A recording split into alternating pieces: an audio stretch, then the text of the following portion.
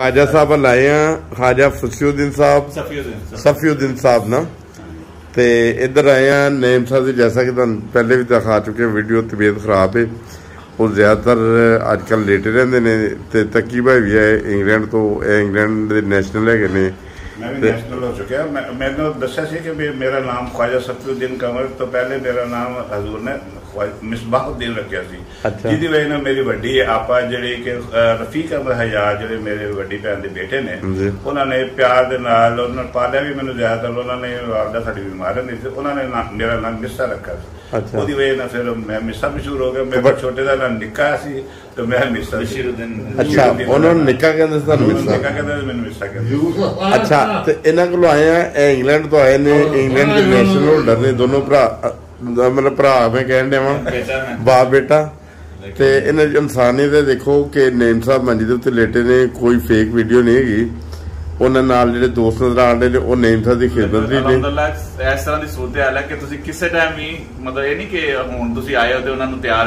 अलहमदुलिल्लाह के एक बड़ा जो इन्होंने सारी जिंदगी जिहड़ा भी बंदा नेमुद्दीन साहब नूं जानदा है ना, उन्होंने ये पता है कि उन्होंने अपनी सारी जिंदगी एक नफीस, मतलब साफ सुथरा, चाहे कपड़े ने, चाहे जुत्ती है या हाँ जी, कदी भी मतलब अपने आप ना, मतलब एक जैसा होता है ना कि बंदा अज नहीं नहाना यार, मतलब एक प्रॉपर धोबी को ताज़ा, मतलब कपड़े रोजाना पाने ने और जुत्ती ये वो कोई चीज जी है ना रोजाना फ्रैश के, मतलब अपने आप सफाई का बेइंतहा रखना है। और अलहमदुलिल्लाह के हूं तक का भी जो सिलसिला है ना कि अलहमदुलिल्लाह अपना आरफ साहब ने रोजाना, मतलब जरा एक जो भी सिलसिला है रोजाना कपड़े चेंज करने, ये वो करना और इस तरह फ्रैश रहते कोई बंदा भी जरा ना, मतलब और है कि बड़ा मतलब प्रॉपर खुशबू कमरे दे विच, एयर फ्रैशनर, ये वो हर चीज, और मतलब वो भी खुश ने और ये भी खुश ने और असी भी इस वास्ते खुश हैं कि असी मतलब इन्हों को आए हैं, देखा है और मतलब कि बहुत अच्छे तरीके ना, और एक घर दे फर्द ने, ये नहीं कि मतलब बंदा कहे कि जी इस तरह नहीं, अलहमदुलिल्लाह घर दे फर्द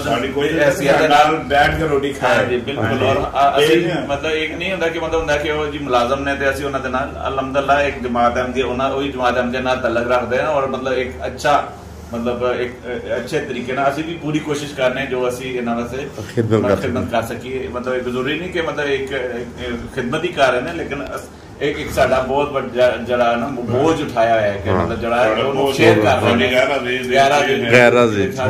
काम किया जा रहा है। अच्छा, एक साडा एक फर्द हो गए ने।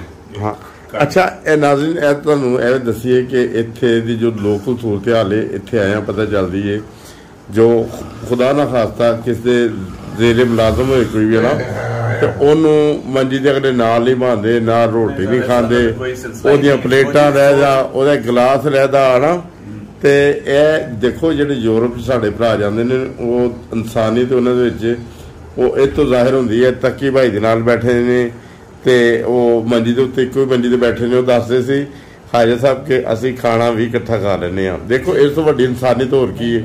ते ओ मुलाजम बेशक मुलाजमत करते हैं, मगर वो इंज समझते फिर अपने आप जैसे फैमिली, फिर घर का फर्द फैमिली के मैंबर भी होंगे ना। होर ऐड करना चाहना कल है जिथे ना पार्ट टाइम इत्थे अपना शॉप किराने दी, तो उत्थे होर भी दोस्त काम करते हैं। मैं उत्थे जाके स्पैशली जिन्हां कोई काम करते हैं उत्थे मैं तकरीबन 15-20 मिनट गुजारे इन्हां दे नाल, उत्थे भी जाके कोई मतलब ये नहीं कि दिखावे वास्ते सी, एक अच्छा टाइम कि मैं भी उन्होंने दस्सिया कि असी भी कोई मतलब ज्यादा साडा भी जरा कोई मतलब असी कोई बड़े कोई उम्मीद नहीं पैदा है साडे। मेरे वाला साहब ने मतलब मैंने याद है कि जो मैं मैट्रिक किया मतलब एक साइकिल जरा बड़ा मुश्किल सी एक टाइम कि मतलब, लेकिन अलहमदुलिल्लाह उन्होंने साडा सारा अच्छे तरीके ना मतलब लुक आफ्टर की, लेकिन वो एक टाइम सी और अल्लाह ताला का फजल ऐसा है कि मतलब बेशुमार जड़ियां मतलब जिंदगी दे विच तुसीं ख्वाहिशात करदे ना, अल्लाह ताला ने हर एक ख्वाहिश बहुत अच्छी गल है। मैनू देख के यकीनन जी नाज़रीन, वक्त की कमी की वजह से ये हम इंटरव्यू पूरा नहीं कर सके, जिसकी माज़रत चाहते हैं। बल्कि ख्वाजा साहब के घर जाने का इत्तेफाक हुआ, माशाल्लाह बहुत मेहमान नवाज हैं।